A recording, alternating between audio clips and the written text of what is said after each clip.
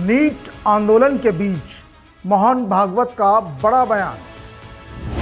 संघ प्रमुख के बयान के निकाले जा रहे हैं राजनीतिक मायने। क्या मोदी मानेंगे भागवत जी की बात, करेंगे युवाओं से संवाद। दिल्ली सहित देश भर में नीट परीक्षा भर्ती और परीक्षाओं में कथित अनियमितताओं और भ्रष्टाचार के मुद्दे पर छात्रों का आंदोलन लगातार तेज हो रहा है।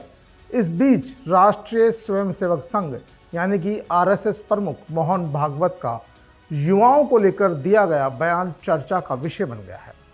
ऐसे विषय में जब बड़ी संख्या में छात्र बिना किसी बड़े राजनीतिक नेतृत्व की अपनी आवाज़ बुलंद कर रहे हैं, भागवत का ये संदेश केवल पारिवारिक संवाद तक सीमित नहीं माना जा सकता, बल्कि इसे नई पीढ़ी की बदलती सोच को समझने की अपील के रूप में भी देखा जा रहा है। पेश एक देश भर में युवाओं में गुस्सा। दिल्ली, जयपुर, यूपी, बिहार में युवा सड़कों पर, सरकारें नहीं कर रही संवाद। देश भर में चल रहे छात्र आंदोलनों ने यह संकेत दिया कि आज का युवा केवल सरकारी आश्वासनों से संतुष्ट नहीं है। वह सवाल पूछता है, जवाब चाहता है और अपनी बात सुने जाने की अपेक्षा रखता है। इसी संदर्भ में मोहन भागवत ने कहा कि नई पीढ़ी को आदेश देकर नहीं बल्कि संवाद के माध्यम से जोड़ा जा सकता है। उन्होंने कहा कि आज के युवाओं के तर्क चाहिए, युवाओं को तर्क चाहिए, निर्देश देना पर्याप्त नहीं है। बदलते समय में संवाद की संस्कृति को मजबूत करना होगा। उन्होंने कहा कि पहले परिवारों में बिना सवाल पूछे बात मान ली जाती थी, लेकिन अब परिस्थितियां बदल चुकी है। नई पीढ़ी हर विषय पर प्रश्न करती है और उसके प्रश्नों का उत्तर भी अपेक्षित होता है। युवाओं को डिक्टेशन नहीं, डिस्कशन की जरूरत। मोबाइल ने बढ़ाई संवाद से दूरी। सरकारें नहीं, माता पिता भी है दोषी।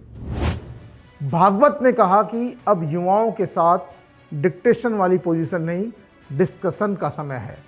उन्हें अपनापन देना होगा, उनकी बात सुननी होगी और उन्हें तर्क के साथ समझाना होगा। उन्होंने ये भी कहा कि युवाओं को भ्रम और भटकाव से बाहर निकालने के लिए संवाद सबसे प्रभावी माध्यम है। संघ प्रमुख ने परिवारों में घटते संवाद पर भी चिंता जताई। उन्होंने कहा कि आज परिवार एक साथ बैठता जरूर है, लेकिन हर व्यक्ति अपने मोबाइल में व्यस्त रहता है। पति पत्नी, माता पिता और बच्चे एक ही कमरे में होते हुए भी आपस में बातचीत कम करते हैं। यहाँ तक कि घर में कोई अतिथि आ जाए तो भी हम मोबाइल को प्राथमिकता देते हैं, उनसे बात नहीं करते हैं। यह स्थिति सामाजिक और पारिवारिक रिश्तों के लिए चुनौती बन रही है। कि जिस शैली में हम पहले करते थे, अभी थोड़ी अपनी शैली बदलनी पड़ेगी। पहले आज्ञा पालन का जमाना था। हम जब छोटे थे तो माताजी ने कहा, पिताजी ने कहा, नो आर्ग्यूमेंट, चुप यानी चुप।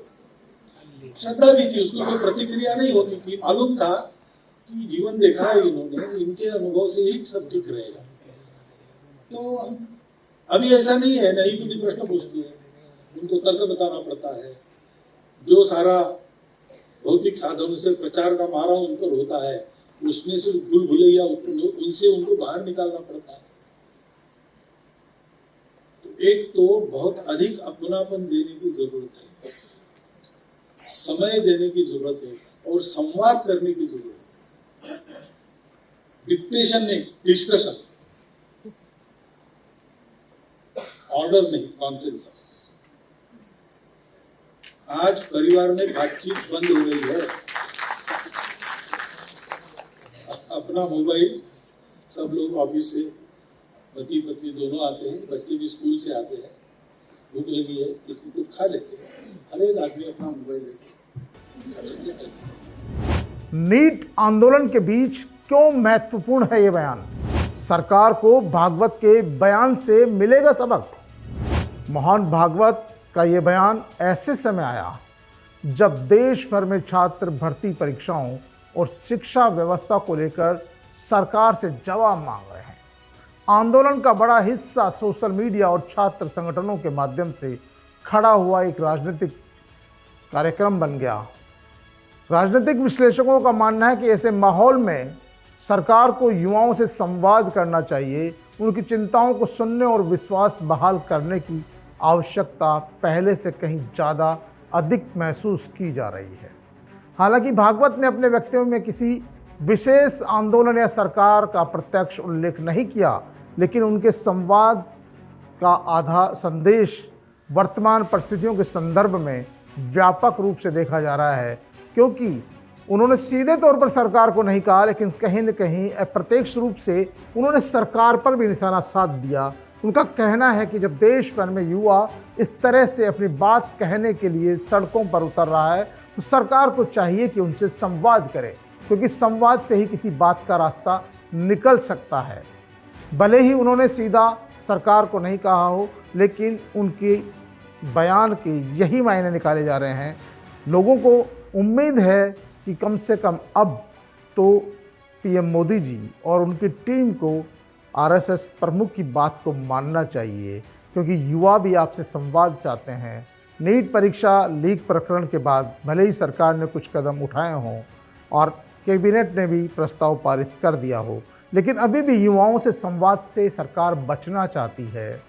एक मंत्री के इस्तीफे की मांग पर पूरा देश युवाओं के रोष का शिकार हो रहा है। सरकार के खिलाफ लगातार माहौल बनता जा रहा है, लेकिन उस माहौल को दबाने के लिए सरकार के कुछ तथाकथित लोग अलग अलग तरह की कहानियां घड़ रहे हैं, अलग अलग तरह का वातावरण बनाने की कोशिश कर रहे हैं। सोशल मीडिया पर कुछ अलग परोसा जा रहा है, ताकि उस पूरे मसले को, पूरे जो विरोध को दबाया जा सके, उसको भ्रमित कराया जा सके। लेकिन आपने देखा होगा कि हो सकता कुछ लोगों के कहने से कुछ लोग सड़क पर आ जाते हों, लेकिन देश भर में जब जिस तरह से युवा सड़क पर आए हैं, न उनका कोई नेता है, न कोई उनकी पार्टी है, उनका सिर्फ और सिर्फ धर्म एक ही है कि वो चाहते हैं कि उनका भविष्य सुरक्षित हो। जिस परीक्षा में वो बैठे हैं, भले ही कहीं भी बैठ रहे हों, लेकिन वो परीक्षा सुरक्षित हो। जब सीबीएसई बोर्ड जिसे सबसे ज़्यादा सिक्योर माना जाता था, नीट परीक्षा जिसे सबसे ज़्यादा सिक्योर माना जाता था, ये सब भी सुरक्षित नहीं है, तो आखिरकार युवा करे तो क्या करे। और ये बयान भागवत जी का सरकार को सीधा संदेश देता है कि आपको डिक्टेशन की नहीं, डिस्कशन की ज़रूरत है, और संवाद से बड़ी समस्या का समाधान किया जा सकता है। यदि मोदी जी भी, उनके मंत्री भी और सरकार के लोग भी जिस तरह से इन्हें उपद्रवी, पाकिस्तान से फंडेड, पता नहीं कौन कौन से देश से फंडेड, आतंकवादी गुटों से फंडेड आंदोलन बता रहे हैं, उनको इस तरह के आरोप लगाने से पहले कम से कम उन युवाओं से बात करने की कोशिश करनी चाहिए। अपना कम से कम अपनी बात तो उनके बीच रखने की ज़रूरत है, भले ही वो सोशल मीडिया के जरिए ही सही। हालांकि पीएम मोदी ने आधी रात में एक वीडियो जारी करके अपील की, और उसका असर भी देखा गया कि सोनम वांगचुक ने अपना अनशन तोड़ दिया। लेकिन यदि यही संवाद पहले होता, यदि अभी भी होता, या धर्मेंद्र प्रधान का इस्तीफे की बात कही जाती या भरोसा दिलाया जाता, तो हो सकता है ये आंदोलन वापस सिमट जाए, युवाओं का जो आक्रोश है थम जाए, और इसके आक्रोश की आग में इस पार्टी को, इस देश को जलना नहीं पड़े। तो पीके टाइम्स के खास खबरों में फिलहाल इतना ही। ताज़ा तरीन खबरों के लिए देखते रहिए पीके टाइम्स।